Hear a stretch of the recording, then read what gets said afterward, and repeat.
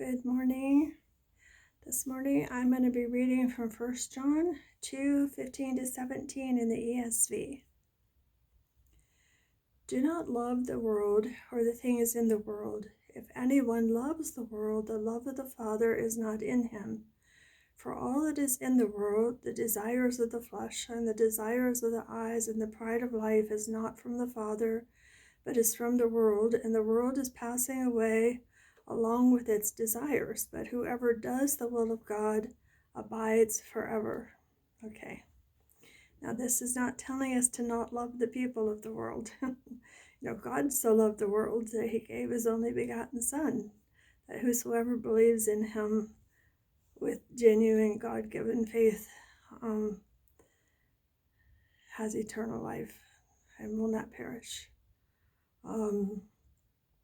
So it's not telling us to not love the people of the world, because we're to that, but it gives us a good description of what it means by the world, which has to do with the desires of the flesh and of the eyes and the pride of life, so things that are worldly, things that are ungodly, we're not supposed to love. So it's important that we understand what this word love means, because in American English, it can mean so many different things. It can mean lust. A lot of people say, "Oh, I love him" or "I love her," but it's either just some romantic, emotional, high kind of feeling, or it is definitely lust. Love can just be what somebody feels, but that is not biblical love. It isn't that emotions aren't involved in it. Emotions are involved in it, but it is not just, our emotions. It has to do with our actions. So I want to take a minute here to define what this word means in the Greek from the interlinear on BibleHub.com. It means to love. The Greek word is agape, and it means to love.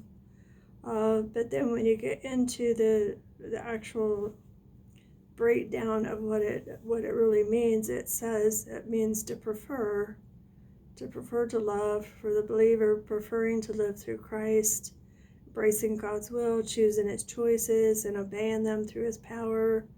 Preeminently refers to what God prefers, as he is love. With the believer, it means actively doing what the Lord prefers with him by his power and direction. Loving is always defined by God, a discriminating affection which involves choice and selection.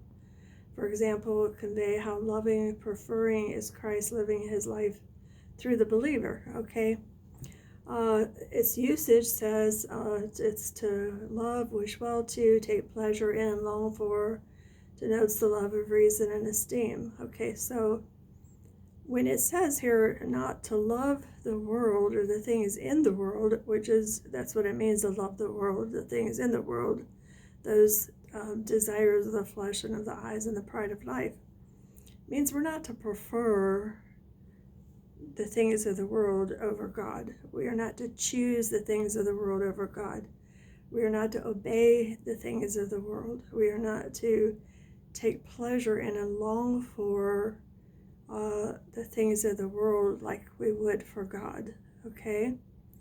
So it isn't that we shouldn't have love for the people of the world, or that we, but that we are not to worship, basically the things of the world. That's not what our hearts should crave, not what we should long for. We're not what we should have passion about.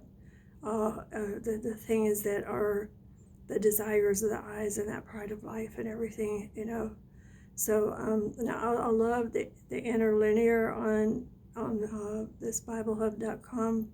My husband pointed me to that years ago, because it really helps a lot. Because when the translators translate, when, of course, obviously English is my language, when they translate into the English, English words can have so many different meanings. If you ever looked up an English word in a thesaurus, which is where they have synonyms, I mean, the definitions can range widely, So if the English word love, like I said, can mean so many different things, and usually in America, if we use the term love, we can say I love ice cream, I love going to the store, I love, we can say all kinds of things. It just means it's something that we enjoy, we enjoy. But this is more than just what we enjoy, but it is something that we're passionate for, long for, take pleasure in, uh, prefer that over God, prefer. And there's many people professing faith in Jesus Christ who they may give lip service to God, to Jesus Christ, but by their lifestyles they are actually loving like this, they're preferring, and they are longing for and being passionate about the things of the flesh and the things of this worldliness, rather than God, which is just evident by how they live their lives day in and day out. We can't just, and a lot of professing Christians don't even do this, but we can't just have what people call a quiet time or a devotion time, for 5 or 10 minutes a day or something, and then consider that that's our devotion to God. It isn't.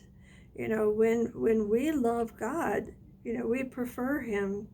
We prefer to live through Christ. We prefer and embrace His choices, His commands, and then we obey Him in His commands, in His choices, in His power, and in His strength. So it isn't,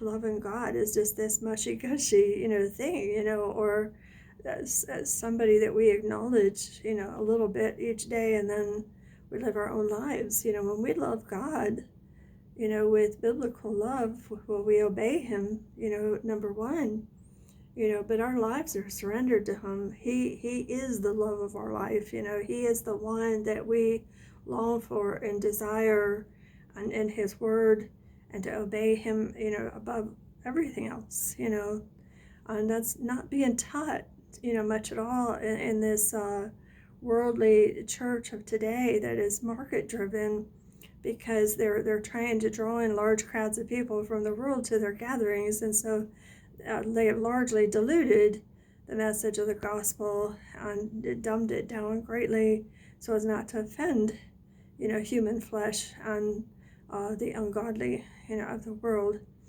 because they want them in there, they want them coming back, and so they've diluted the character of God, the character of Jesus Christ and His gospel, His word, and what He desires of us as His followers, and they've made it so simplistic that it's not really a relationship with Jesus Christ. It's just a verbal confession of Him, but then the people just go on living for themselves, and living worldly lives. Not everybody does that now, so I'm not saying, but it appears that the majority of those professing faith in Jesus Christ in America today are living very worldly, ungodly lives, where they are loving the world above loving God, or they're loving the world in place of loving God, because it says, basically, we can't, and other places, we can't love the world and love God too. The two don't mix together, So, okay, so we aren't supposed to prefer and long for and be passionate about the things of this world. That isn't where our hearts are supposed to be. They're supposed to be with God. If we have nothing of the world's, possessions, we would still love God and prefer God over everything. Okay, so all that is in the world, the desires of the flesh, be anything that is sinful. It doesn't mean, we can't eat because we're hungry. It doesn't mean that we can't enjoy food. Food was given to us for us to enjoy. It doesn't mean that we can't have possessions. But we shouldn't be hoarders. Who hold on to a bunch of stuff that we don't really need. Somebody else can use it, then we should give it away to other people. We should be people who are generous, who share with other people. If we're aware of other people's needs, we give, what we are able to give to them, to help them out, and not be people who are just storing up wealth for ourselves, and a whole bunch of junk that is just taking up space and, we don't need. And, so we should not be people whose love is the things of this world, but our love should be for God and for serving Him. The desires of the flesh are also, sinful desires. Like the big thing right now, it really is pornography. With the invention of these smartphones, especially, so many people, mostly men, but some women too, and some children, are getting addicted to pornography. Or it doesn't even have to be pornography. A lot of movies today, have graphic sexual situations in them. It's the same thing.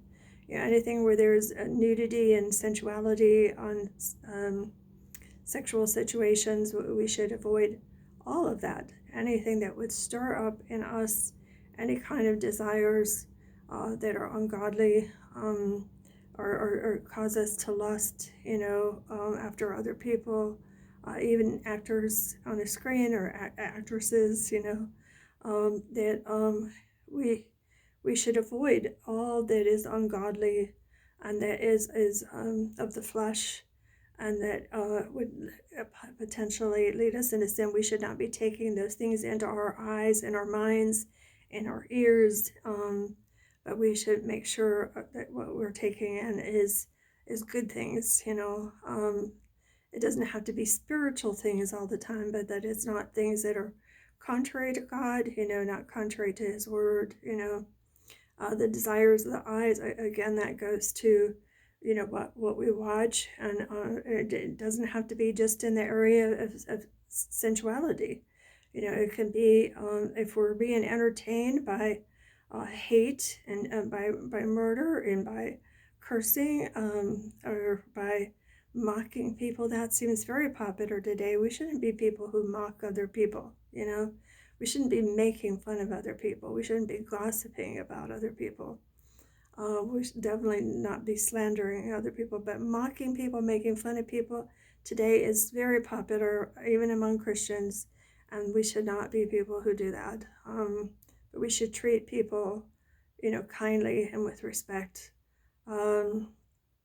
So we need to be careful what we're taking in, even music lyrics. Be careful what kind of lyrics you're taking into your mind, what you're watching, what you're believing. Even a lot of these memes on social media that are supposedly Christian memes, they're twisted. A lot of them do the thing called misimpressions, where they're willfully giving you wrong impressions.